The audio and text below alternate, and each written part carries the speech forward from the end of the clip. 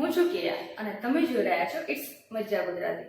શું તમને ખબર છે, જ્યારે બોલિવૂડ ફિલ્મોને તહેવારો દરમિયાન વધુ સ્ક્રીન મળે છે ત્યારે આપણી રિજનલ ફિલ્મો એટલે કે ગુજરાતી ફિલ્મો દબાઈ જાય છે. ગયા વર્ષે હાહાકાર પ્રી દિવાળી રિલીઝ થઈ હતી અને આ જ ફિલ્મ ભૂલભુલૈયા 3 અને સિંઘમ અગેન વચ્ચે દબાઈ ગઈ હતી. શું લાગે છે તમને કે આ વખતે ગુજરાતી ફિલ્મો વધુ સારું કરી શકે છે?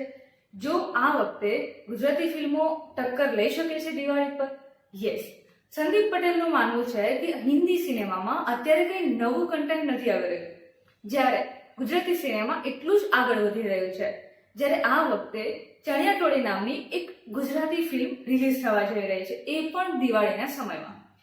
શું લાગે છે કે ચણિયાટોળી એટલે કે આપણી ગુજરાતી ફિલ્મ બોલિવૂડની ફિલ્મ સામે ટક્કર લઈ શકશે? શું વિચારો છે તમારા, જણાવો કમેન્ટ સેક્શનમાં.